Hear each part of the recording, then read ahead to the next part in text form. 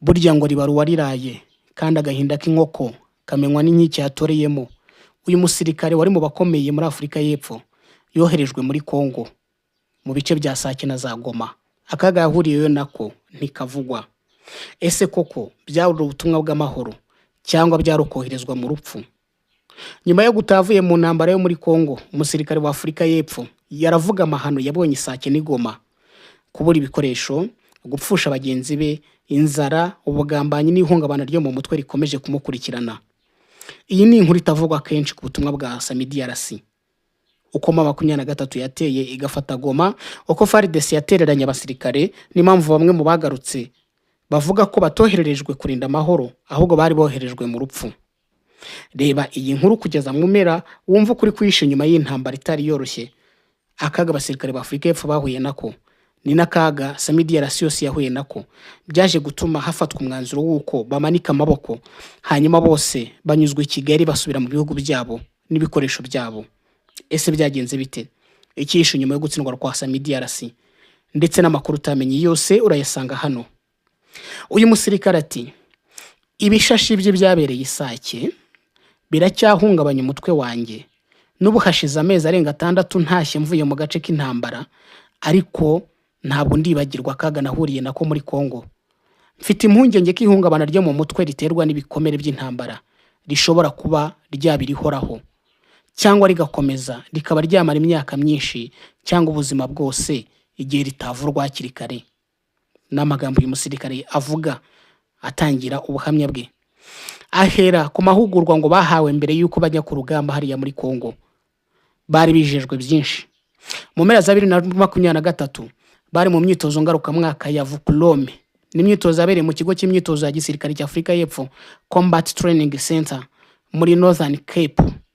Abasirikare ba Afurika y'Epfo bakoze imyitozo isanzwe, ariko nyuma babwirwa ko bagomba kugumaho kugira ngo bajye muri Kongo, cyangwa se mu cyiswe Operation Tiba, bisobanuye umusanzu Afurika y'Epfo yagombaga gutanga muri SADC kugira ngo uyu muryango wohereze ingabo hariya muri Repubulika ya Demokarasi ya Kongo.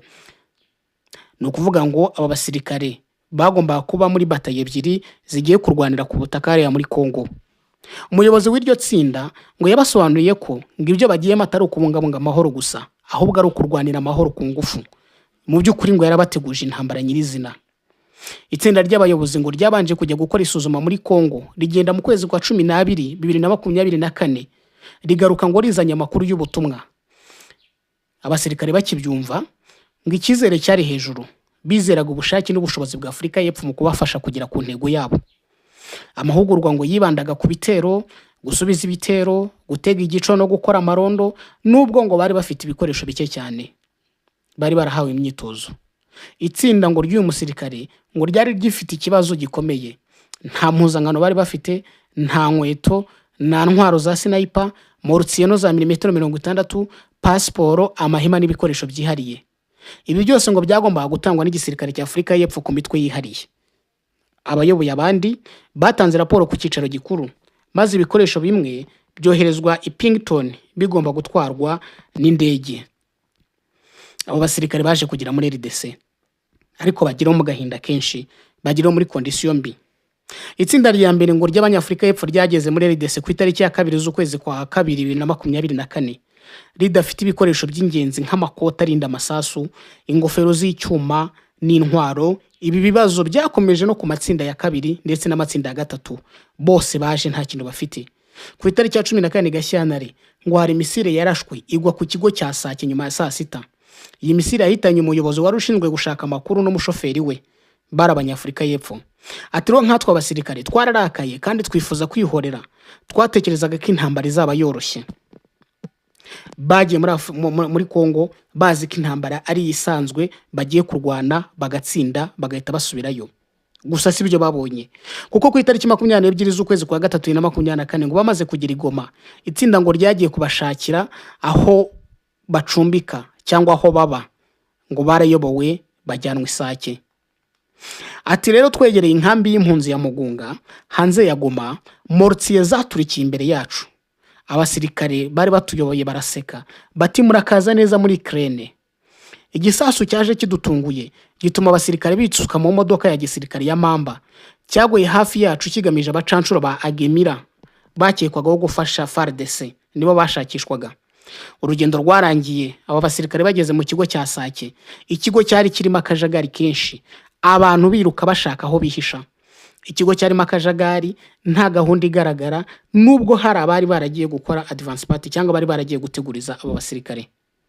Ibibazo by'ibikoresho byabaye ingorabahizi.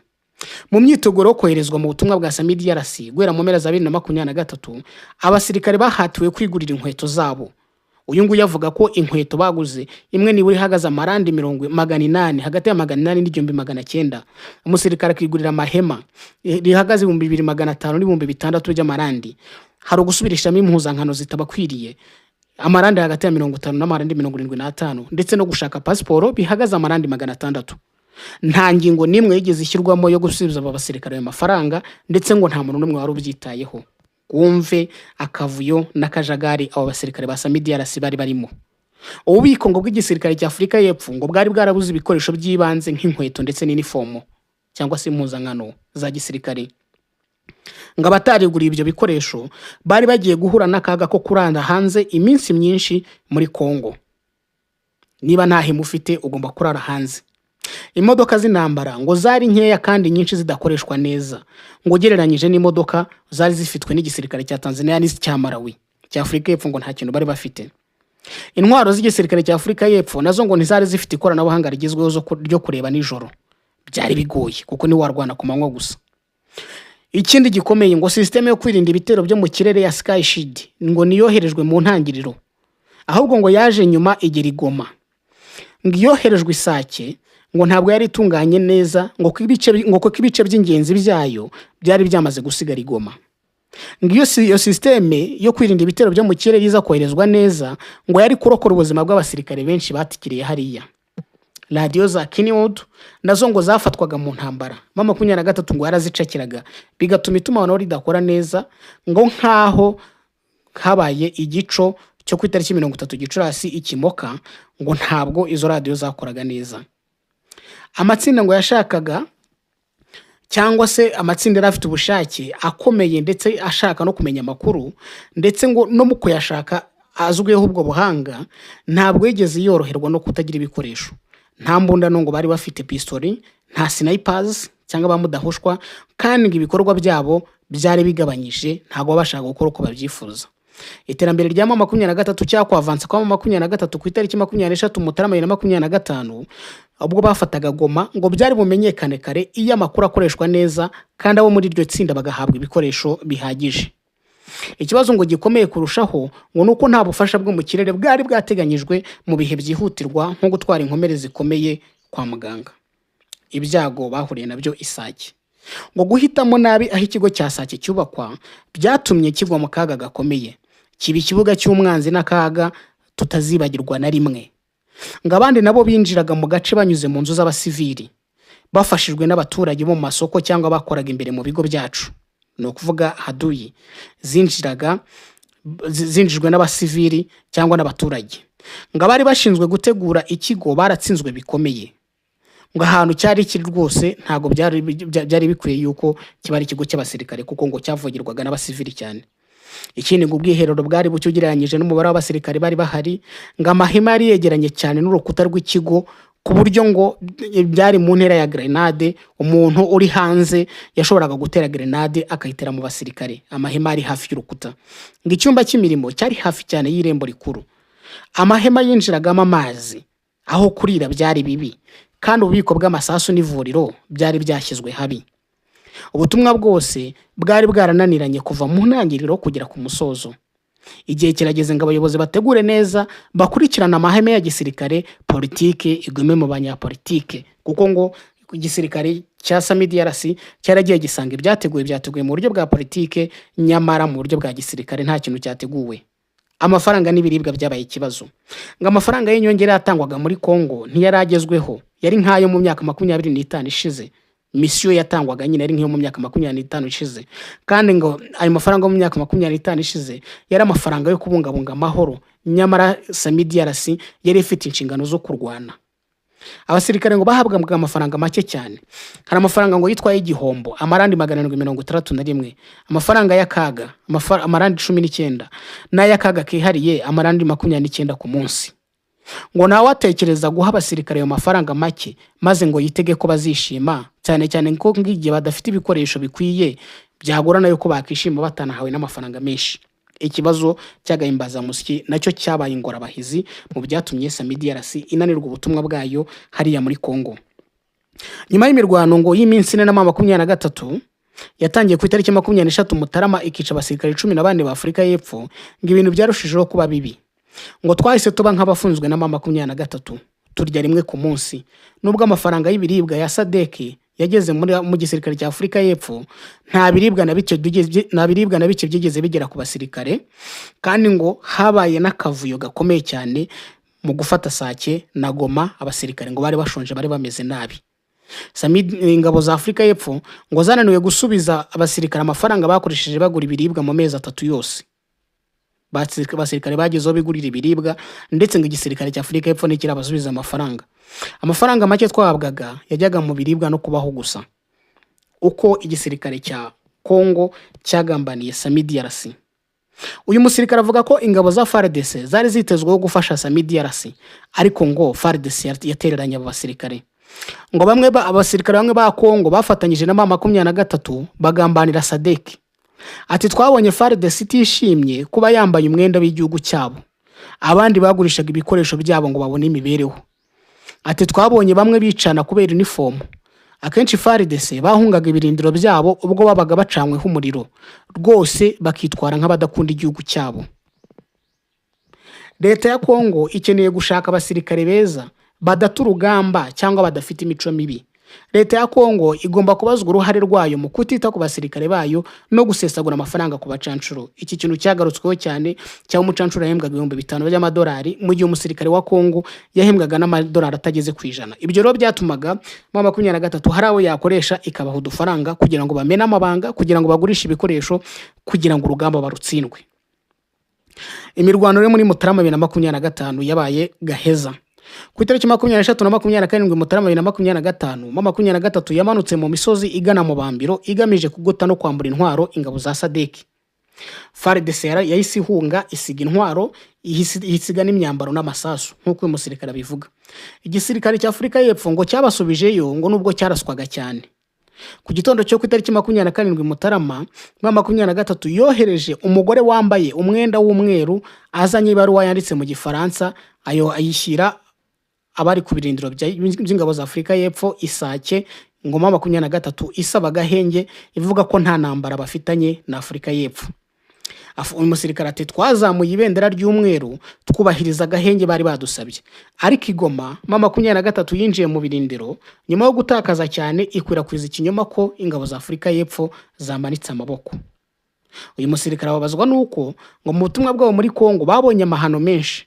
Ati inshuti zacu zishwanyagurwa n'ibisasu, gutwara abasirikare bacitse amaguru, gukusanya ibisigazwa by'abapfuye. Tugeze muri Afurika y'Epfo, igisirikare cya Afurika y'Epfo cyaduhaye iminota 30 yo kuganirizwa ku byo mu buzima bwo mu mutwe. Ati iyo minota 30 ntago ihagije. Ati mu by'ukuri ntabwo biteye ku mibereho myiza y'abasirikare. Kugeza ubu nta muhango wo guha imidari abari muri SAMIDRC wigeze ubaho. Igisirikare cya Afurika y'Epfo cyateranye abasirikare bari muri Kongo, kandi ibi bigomba gukosorwa. N'ubuhamya burebure uyu musirikare yatanze, urumva kaga bahuriye nako, ariko kureba uburyo ingabo za FARDC zagambaniye ingabo za SADC nicyo kintu gikomeye cyane tutatekerezaga, kuko ngo bamwe bafatanyije na 23 bagambanira SADC, aho ngo igisirikare cya Kongo ngo kitari cyishimiye kuba cyambaye umwenda w'igihugu. Aha abandi ngo bafataga n'imbunda bakazigurisha. 23 ikunda kubivuga ati ibikoresho dufite tubigurishwa na FARDC. Ati twabonye bamwe bicana bapfuye uniform igatuma umusirikare yica undi. Ati ibyo ntago bisanzwe. Ati kindi, ati twabonaga 23 ubwo yacanaga umuriro FARDC bahitaga bagahunga position zabo, ukajya ukisanga n'ubundi yaduye yakugezeho. Ati rero leta ya Kongo nishaka abasirikare beza badaturugamba cyangwa badafite imico mibi. Ati kandi kindi, Kongo izabazwa uruhare yagize rwo kutita ku basirikare bayo, ahubwo igashyira imbaraga mu bacanshuro, ari nabyo byaje kuyikururira akaga ko gutsindwa intambara ya hariya muri Kivu y'Amajyaruguru. Ngibyo rero ibyo umusirikare yatangaje, ni ibintu mu by'ukuri birebire cyane ariko bifite ubutumwa bitanga. Reka rero tujye muri Masisi avuga ibitero bya Wazalendo ku birindiro bya FCM23. Umutuzo usa nk'uwagarutse muri iki gitondo cyo kuwa gatatu i Karembe muri groupement ya Bashari Mokoto iherereye mu ntara ya Kivu y'Amajyaruguru, nyuma y'imirwano yarayibaye mu ijoro ryo kuwa kabiri rishyira kuri wa gatatu hagati y'inyeshyamba za M23 ndetse na Wazalendo.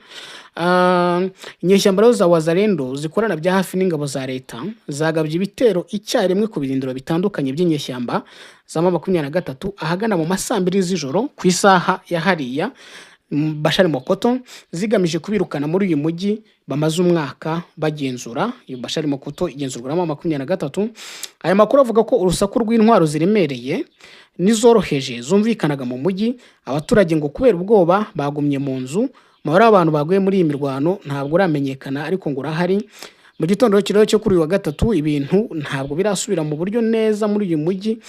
Ni umujyi wakira imiryango myinshi y'abavanywe mu byabo bahunze baturutse mu turere dutandukanye hariya muri Kongo. Kugeza uyu munsi rero ntabwo karabasha kumenyekana umubare w'ababashije gupfa baguye muri ibi bitero bya M23 ndetse na Wazalendo.